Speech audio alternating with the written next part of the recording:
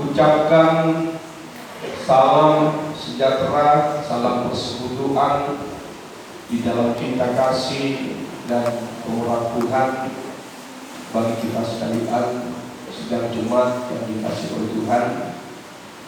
Kita bersyukur kembali kepada Tuhan atas kesempatan yang Tuhan berikan kepada kita kembali dapat berhimpun di rumah Tuhan yang ada di tempat ini.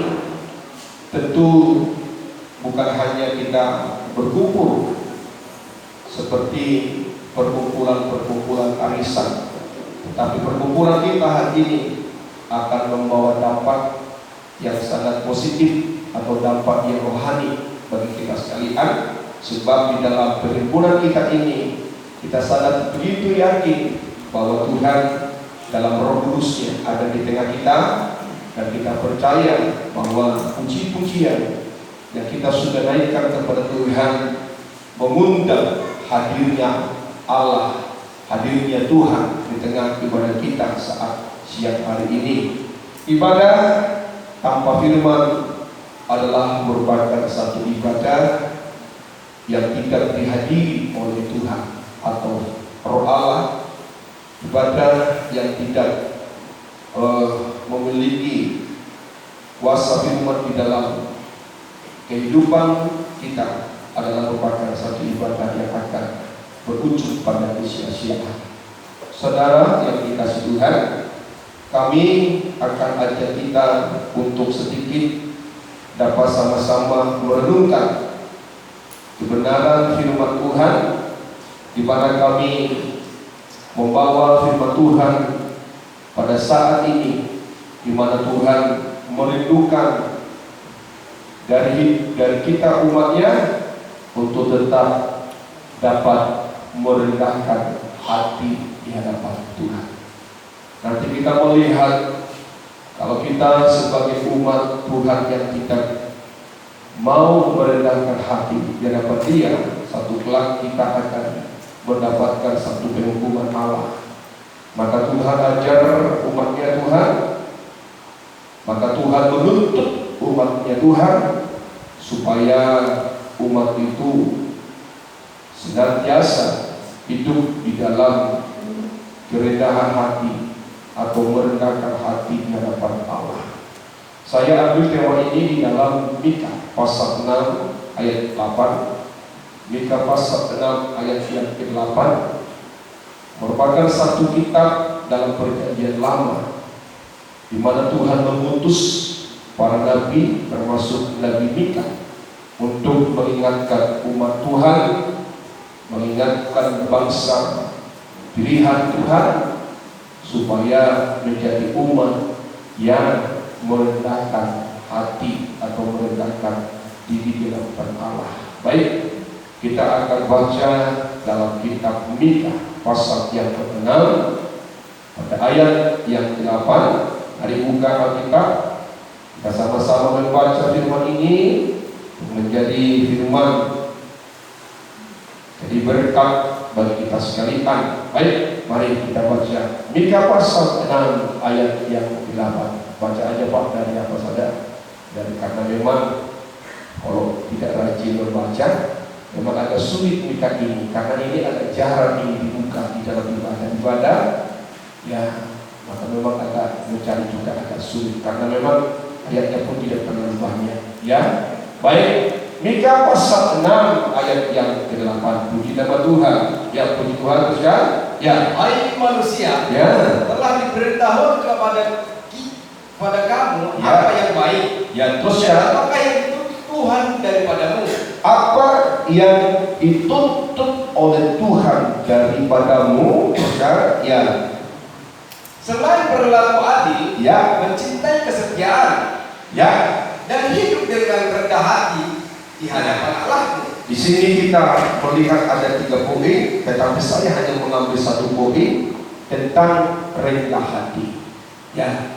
Di sini kita tadi melihat Nabi Mika diutus oleh Tuhan untuk menyampaikan pesan, dan pesan ini tentu datangnya dari Tuhan yang menuntut atau yang mengajak jemaat atau umat Tuhan supaya hidup dengan rendah hati di hadapan Allah. Amin ya. Supaya hidup dengan rendah hati di hadapan Allah. Manusia dunia atau manusia pada khususnya cenderung memiliki sifat ataupun roh kesombongan. Dan roh kesombongan itu tidak mengenal siapapun orangnya. Mungkin orang berkata orang sombong itu hanya dapat ada di dalam orang-orang kaya. Tidak juga. Tetapi kalau kita belajar tentang keangkuhan atau kesombongan atau tinggi hati, ini berlaku bagi semua kalangan manusia. Apakah itu manusia biasa, apakah itu manusia yang tidak biasa, orang kaya, orang miskin, tetap bisa menjadi hidup dalam keangkuhan ataupun kesombongan. Dan Tuhan tahu, saudaraku yang dikasih Tuhan, sifat manusia itu terlalu begitu gampang dirasuk atau disusupi oleh roh kesombongan itu. Dan itulah yang dilihat oleh Tuhan di tengah-tengah umat bangsa Israel. Maka Tuhan mengutus Nabi Mika menyampaikan satu pesan yang begitu indah, satu pesan yang begitu luar biasa, yang menjadi satu juga pesan yang harus kita renungkan di dalam kehidupan kita, supaya kita jangan menjadi kehidupan manusia yang sombong, tetapi hiduplah menjadi orang yang rendah hati.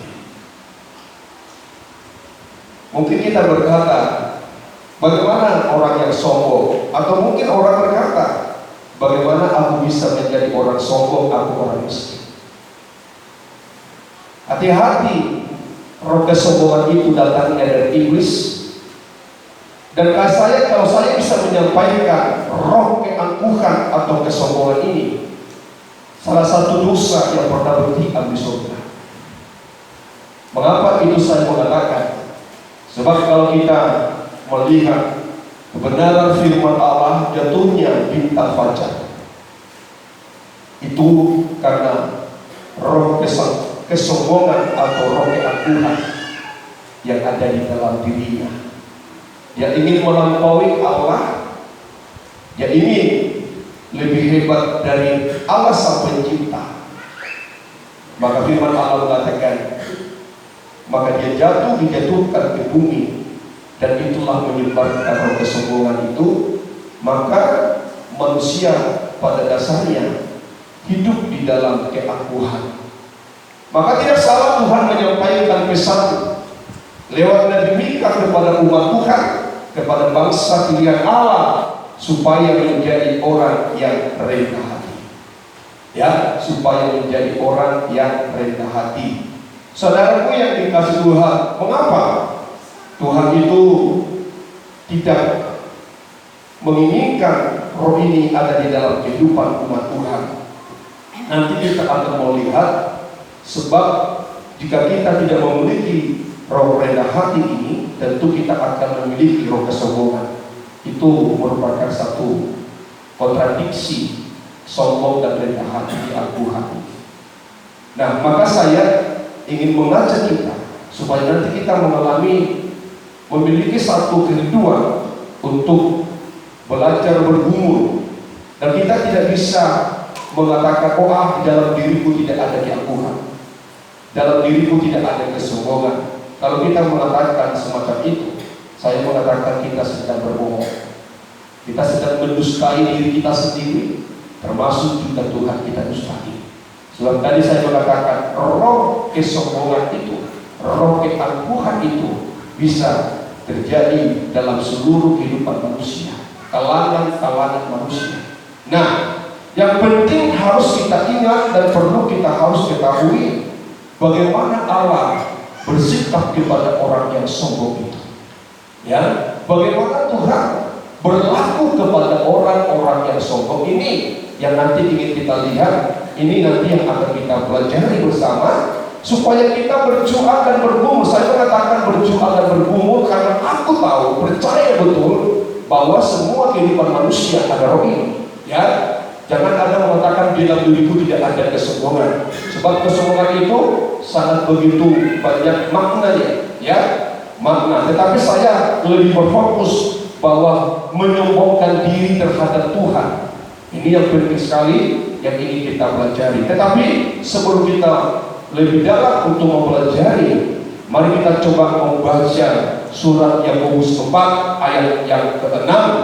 Surat Yakobus pasal 4 ayat yang ke-6, di mana Tuhan sudah memberikan satu pernyataannya terhadap orang-orang sombong, orang-orang yang angkuh itu, ya. Mari coba kita baca di dalam surat Yakobus pasal 4 ayat yang ke-6. Apa kata firman Tuhan? Teruskan, ya. Tetapi kasih karunia yang Dia memberikannya kepada kita lebih besar daripada itu. Karena itu Ia katakan, Allah menentang orang yang congkak. Allah menentang orang-orang yang congkak, orang-orang yang sombong. Teruskan, ya. Tetapi mengasihani orang yang rendah hati. Maka di sini kita melihat selalu ada kontradiksi kesombongan dan kerendahan hati itu. Nah, di saat surat Yakobus ini menyatakan bagi saya dan saudara bahwa orang-orang yang congkak, ada orang-orang yang sombong itu adalah orang-orang yang sedang mengadakan permusuhan dengan Allah. Sebab dikatakan orang sombong, orang congkak adalah orang yang ditentang oleh Tuhan. Allah tak pernah bersahabat kepada orang yang sombong. Walaupun dia mengatakan dia sebagai orang Kristen, walaupun dia mengatakan dia seorang imam, dia seorang pelayan Tuhan, tetapi kalau saya dan saudara hidup menjadi orang yang sombong, orang yang congkak di hadapan Allah, maka kita tetap akan bertentangan dengan Allah, atau Allah selalu adakan pertentangan bagi saya dan saudara. Maka kita harus memperbaharui. Kalau ada sikap-sikap kesombongan ini dalam hati saya, ada sikap-sikap kesombongan itu di dalam diri kita, ini yang harus menjadi satu perjuangan. Kita harus bergumul kepada Tuhan supaya Tuhan melepaskan roh itu dari hati saya dan saudara, supaya roh rendah hati itulah yang menjadi roh yang ada di dalam diri saya, yang menjadi sifat, tabiat, karakter dalam hidup kita sekalian. Sebab apa? Sebab perkataan Tuhan mengatakan Tuhan menentang orang-orang yang congkak. Kalau di dalam Amsal 8 ayat yang ke-13, Tuhan mengatakan aku benci kesombongan. Berarti Tuhan itu tak pernah suka. Berarti Allah memiliki sifat kebencian. Tetapi orang yang angkuh, orang yang sombong. Mari coba kita lihat di dalam Amsal pasal yang ke-8 ayat yang ketiga. Apakah nanti kita akan melihat apakah benar Tuhan benci? Apakah Tuhan memang benar menentang orang yang sombong atau orang yang tidak rendah hati? Nanti kita akan belajar itu, ya. Coba kita lihat Amsal 8 ayat yang ke-13. Puji Tuhan. Terus ya. Takut akan Tuhan ialah membenci kejahatan. Takut akan Tuhan adalah membenci kejahatan. Terus ya. Aku benci kepada kesombongan. Nah, aku benci. Kata Tuhan, aku benci kepada kesombongan. Terus ya. Congkakan. Ya, aku benci kepada kesombongan. Aku benci kepada kecongkakan. Artinya Tuhan tak pernah mau kompromi dengan orang-orang yang sombong. Maka kita harus menjaga diri kita, saudaraku. Jangan sampai ada roh kesombongan ini. Roh, kalau saya mengartikan, jangan sampai ada roh Lucifer dalam hati kita, dalam hidup kita. Tapi kita harus menjadi umat yang selalu menjaga hati kita, supaya hati kita ini jangan sampai menjadi satu hati yang dikuasai oleh Lucifer, yang menanamkan roh tabiat kesombongan di dalam jiwa kita, dalam hati kita. Tetapi kita mau supaya roh rendah hati inilah yang menjadi roh atau sifat tabiat karakter dalam hidup kita. Ya, dikatakan aku benci. Kalau di dalam Amsal pasal yang ke-22 dalam ayat yang keempat dikatakan ganjaran atau dikatakan di sana bahwa tinggi hati itu akan mendahului kehancuran. Maka dalam Amsal 16 ayat yang ke-18, coba kita melihat ini supaya nanti kita lebih berwaspada, lebih berhati-hati akan dosa ini, akan tabiat ini, jangan sampai berkuasa di dalam diri kita. Baik, dalam Amsal 16 ayat yang ke-18, agak sedikit kita banyak ayat, sebab saya ingin menyatakan referensi ayat-ayat supaya kita lebih yakin bahwa Tuhan tak menyertai kesombongan. Ya, baik, Amsal pasal 16 ayat yang ke-18. Puji Tuhan. Terus ya. Kecongkakan mendahului kehancuran. Kecongkakan mendahului kehancuran. Terus ya. Dan tinggi hati mendahului kejatuhan. Dan tinggi hati itu akan mendahului kejatuhan. Ya, nggak usah heran orang yang sombong, orang yang tinggi hati itu hanya menunggu kehancuran, hanya dia menunggu kejatuhannya dari Tuhan. Benarkah itu terjadi atau tidak? Kita melihat beberapa contoh di dalam Alkitab. Bagaimana Tuhan menghajar orang-orang yang angkuh dan sombong. Bagaimana Allah mengadakan pertentangan. Bagaimana Allah mengadakan permusuhan kepada orang-orang yang memiliki tabiat karakter hidupnya dalam keangkuhan atau kesombongan. Saya mengambil satu raja, yaitu Raja Uzia. Raja Uzia ini memerintah dengan usia yang sangat begitu muda. 16 tahun raja ini sudah dipercayakan oleh Allah, oleh Tuhan sendiri untuk memerintah umat Tuhan. Kalau kita belajar di dalam usia yang muda ini, tentu sangat begitu riskan untuk memiliki roh keangkuhan. Tetapi kita melihat satu yang dikasih oleh Tuhan. Apa yang membuat Raja Uzia menjadi seorang raja yang tinggi hati di hadapan Allahnya? Lebih kurang 52 tahun dia memerintah. Tetapi di tahun-tahun pertama, tahun-tahun kedua, tahun ketiga dan seterusnya, dia masih tetap merendahkan hatinya di hadapan Tuhan. Tetapi di dalam tahun-tahun pemerintahannya yang terakhir, dia menjadi raja yang sangat sombong di hadapan Allah. Ini menjadi contoh yang harus kita lihat supaya jangan sampai kita ini ada di dalam tabiat ini. Tetapi Tuhan mau saya terlepas, kita semua terlepas dari roh atau sifat-sifat ini. Mari coba kita lihat dalam 2 Tawarik pasal 26 ayat yang ke-16 mulai ya. 2 Tawarik pasal yang ke-26 ayat yang ke-16 dimulai. Baik, kita akan melihat bagaimana Raja Uzia menjadi satu kehidupan yang angkuh, yang sombong, yang tinggi hati di hadapan Allahnya. Baik, dalam 2 Tawarik pasal yang 26 ayat yang ke-16 dimulai. Puji Tuhan. Ya, teruskan. Setelah ia menjadi kuat, Raja Uzia menjadi kuat. Teruskan. Ya. Ia menjadi tinggi hati. Teruskan. Ya. Karena ia melakukan hal yang merusak. Ya, sebab ia melakukan hal yang merusak. Teruskan. Ya. Ia berubah setia kepada Tuhan. Allahnya, kepada Tuhannya. Teruskan. Ya. Dan memasuki bait Tuhan. Ya. Bakar upah. Ya, teruskan.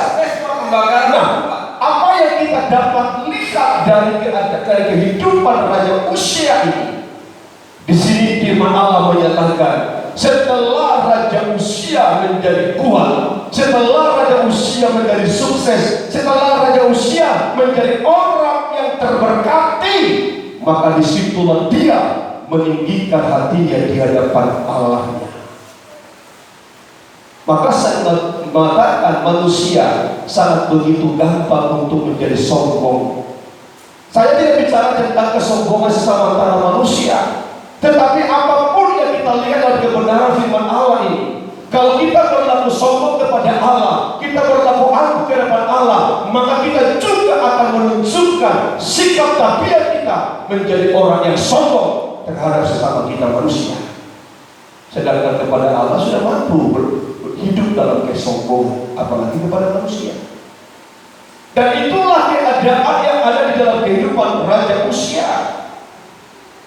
Di awal-awal dia begitu setia kepada Allah, dia menghormati Allah, dia begitu menghargai keimamatan, dia menghargai rumah Tuhan. Tetapi setelah dia kuat, dia sukses, dia diberkati oleh Allah, semua sudah menjadi satu yang luar biasa di dalam kerajaan Uzia. Disitulah dia menyatakan dirinya bahwa dia seorang yang sombong di hadapan Tuhan. Raja Uzia menjadi seorang yang angkuh. Maka kita harus belajar menjaga hati kita, supaya jangan oleh karena sesuatu apapun ada dalam diri saya dan saudara membawa kita menjadi kehidupan yang angkuh dan sombong terutama kepada Tuhan kita. Dikatakan di dalam ayat ini, setelah kuat, setelah mendapatkan banyak berkat dari Tuhan, setelah menerima sesuatu kekuatan dari Allah, yang tidak menyadari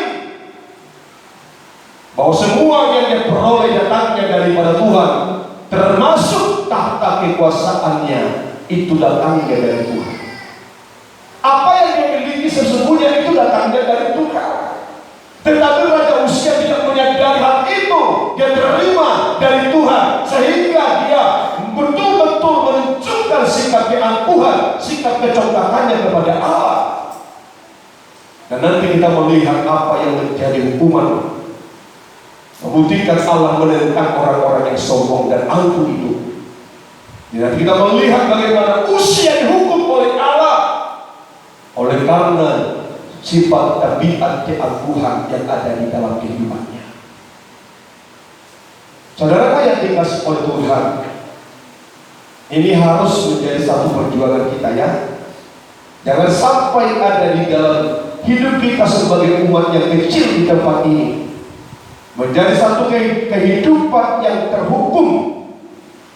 Bicara tentang penghukuman, sebenarnya kalau datangnya dari Allah penghukuman itu oleh karena dosa, itu artinya kutuk. Kalau penghukuman itu datangnya oleh karena sesuatu Allah, bukan karena dosa, terjadi Allah berhukum, itu namanya bukan kutuk.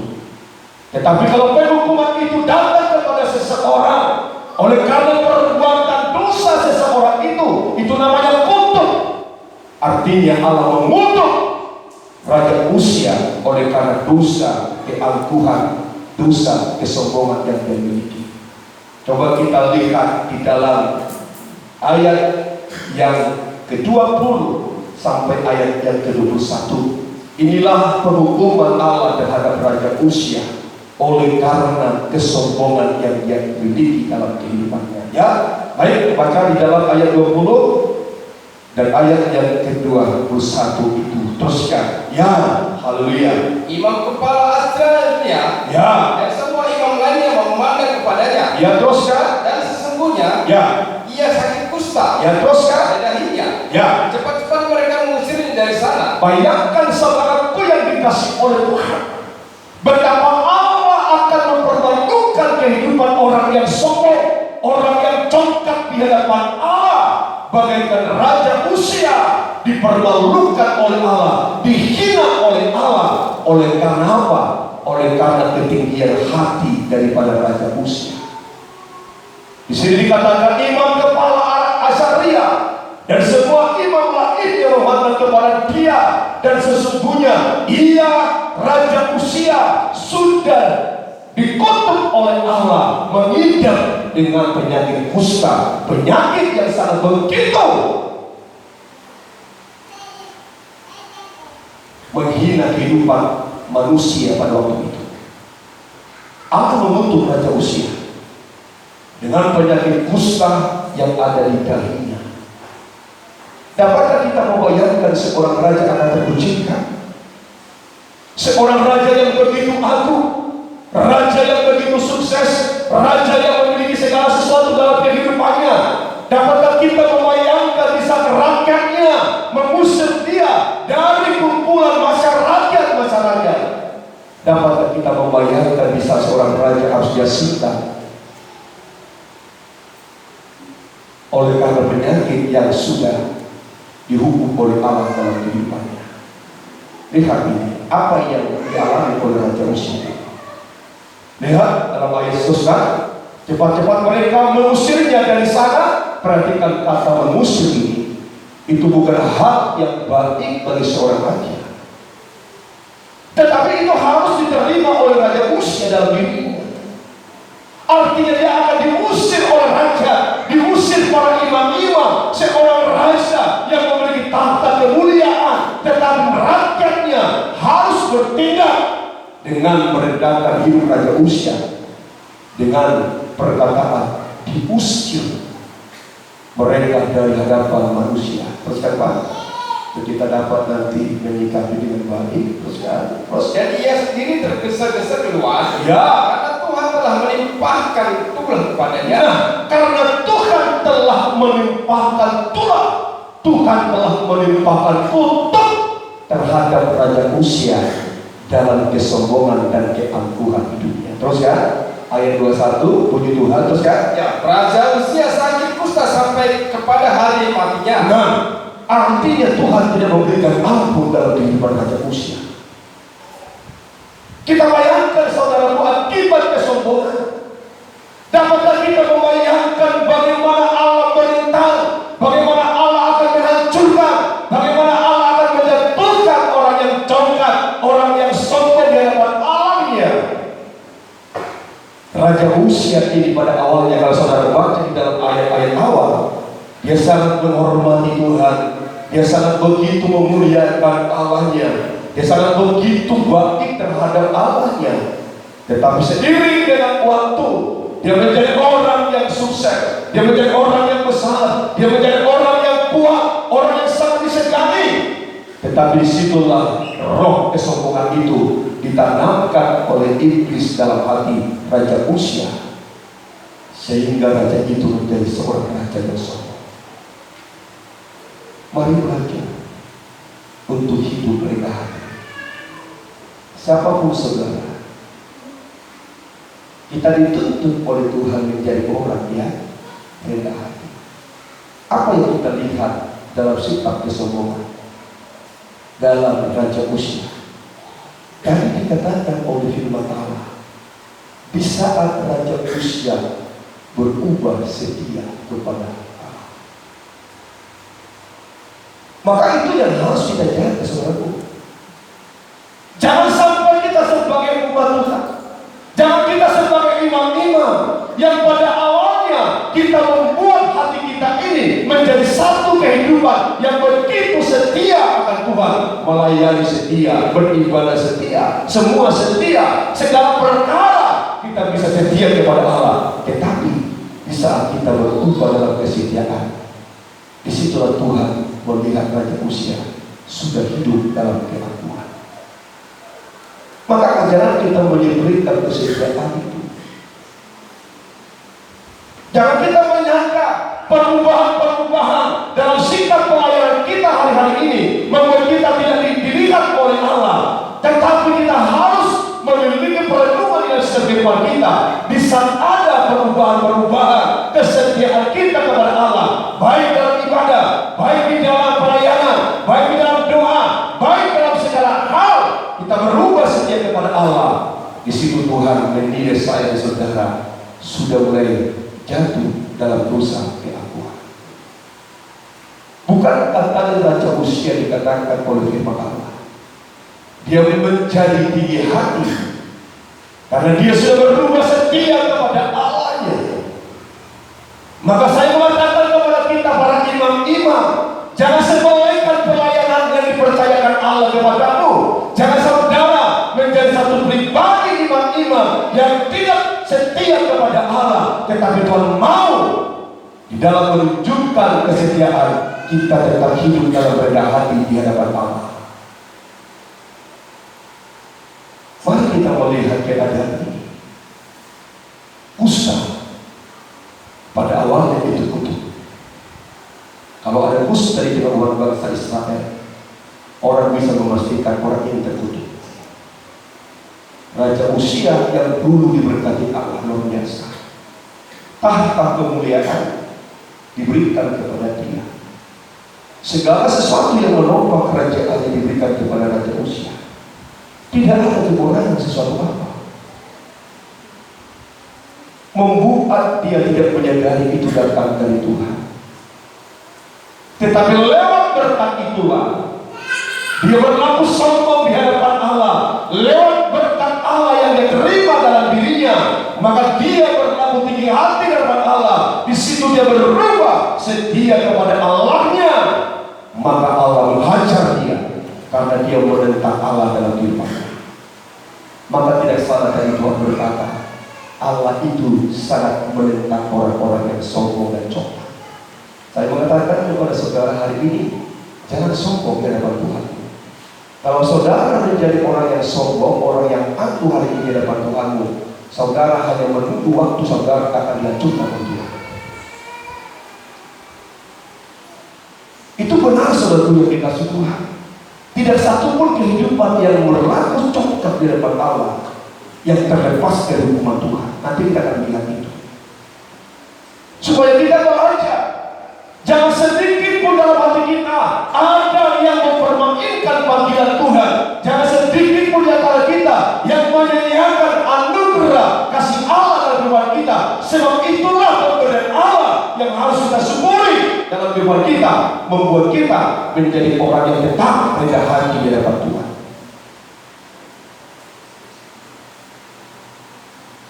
Mungkin kita berkata, oh enggak ada kualitas apa-apa hari ini. Memang kesabaran Allah itu harus kita lihat.